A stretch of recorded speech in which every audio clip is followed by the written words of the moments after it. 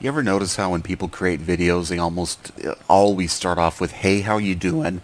and then immediately go into it without giving you time to answer? It's kind of annoying. That's just me.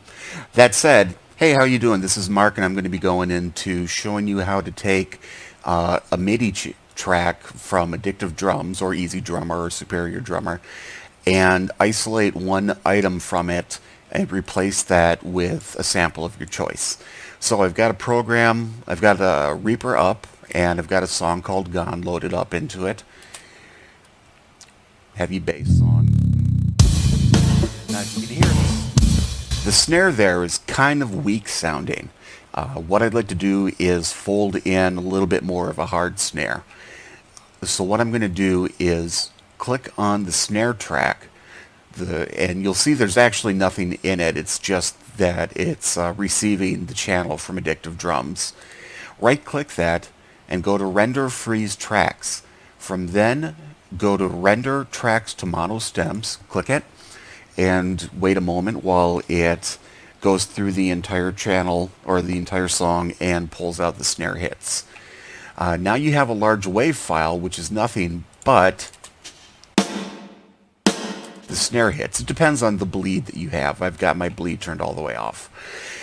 Highlight the wave file, right-click it, go down to Item Processing, and then Dynamic Split Items. Make sure that the only thing at split points is when gate opens and click split. At this point, it split it on each hit of the snare. We'll get rid of the trash here in the beginning, and then highlight the entire track. With all of those selected, then we'll go up to View, Media Explorer, and then go down and select the sample that you want. In this case, the Browning snare, a little bit harder than the snare that I've got for Addictive Drums. Right-click the sample and then say Use as Media Source for Selected Items. Click that, and you'll see how this has changed to stereo. We now have in here snare stem with the stereo wave file of the snare in there. I can then go back to Mixer, turn that down, unmute the snare, so I'm back to getting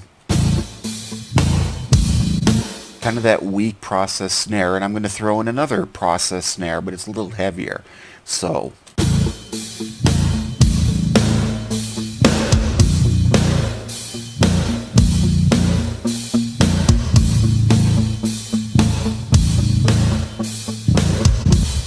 and now we've got a much more powerful sounding snare. And that's all there is to it, really. You can mute the original snare MIDI channel and just go for the powerful snare, or you can just put them together. That works for kick drums, for anything that you want to replace in there. I'm going to be going back and replacing the toms a little bit myself later on because I need something deeper. Thanks for watching.